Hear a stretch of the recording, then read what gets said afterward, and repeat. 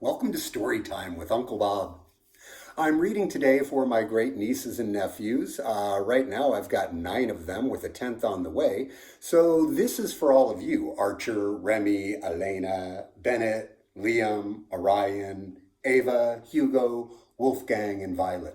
And this is also for anybody who wants to just read along with me today. So today we're going to be reading Sowing the Rainbow. The book is by Gail E. Pittman, and it was illustrated by Holly Clifton Brown.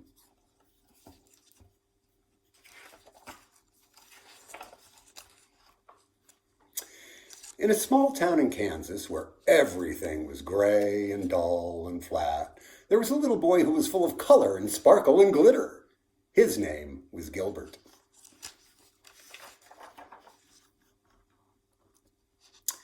Gilbert loved visiting his grandmother's clothing store. He'd sit next to her while she sewed and draw beautiful gowns and costumes.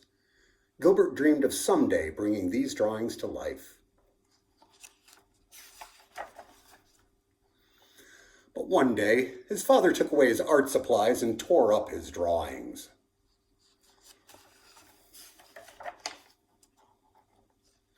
Surrounded by building blocks and erector sets, sports gear and slingshots, Gilbert's colorful, sparkly, glittery personality started to fade, and he too became gray and dull and flat, just like the Kansas landscape. When I grow up, he dreamed, I'll go somewhere that's filled with color. But that didn't happen. Instead, when Gilbert turned 18, he received a letter that knocked every last bit of sparkle out of him.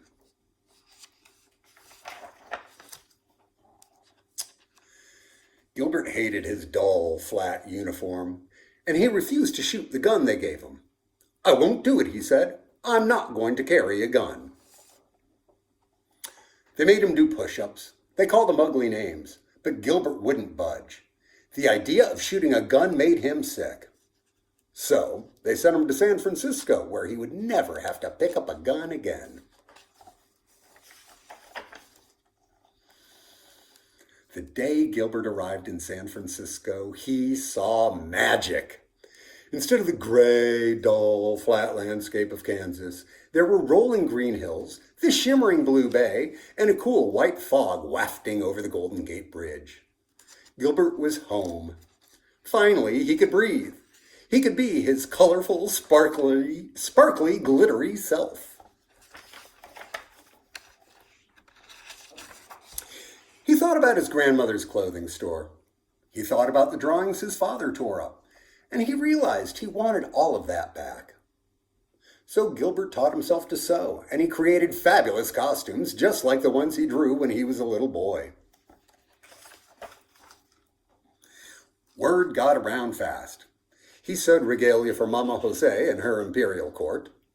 He sewed costumes for famous singers like Sylvester. He sewed banners for protests, marches, and rallies.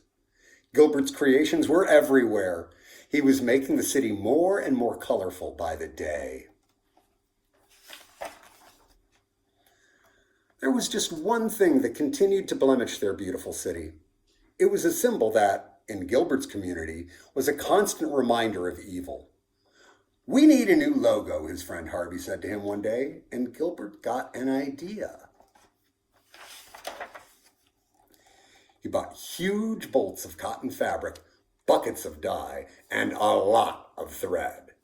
Then he gathered up all his friends and got to work.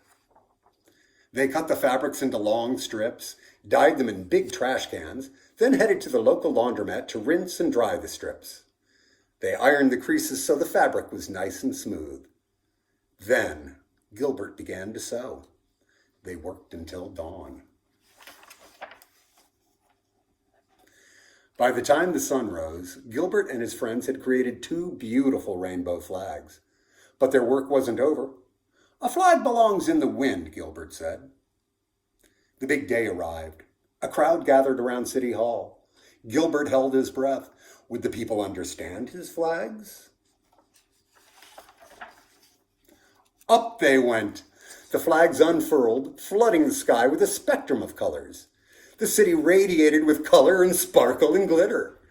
and the crowd lit up like the gold at the end of the rainbow. Today, the rainbow flag is everywhere, even in the small town in Kansas where Gilbert grew up. Wherever you see a rainbow flag, you'll know that it's okay to be your colorful, sparkly, glittery self.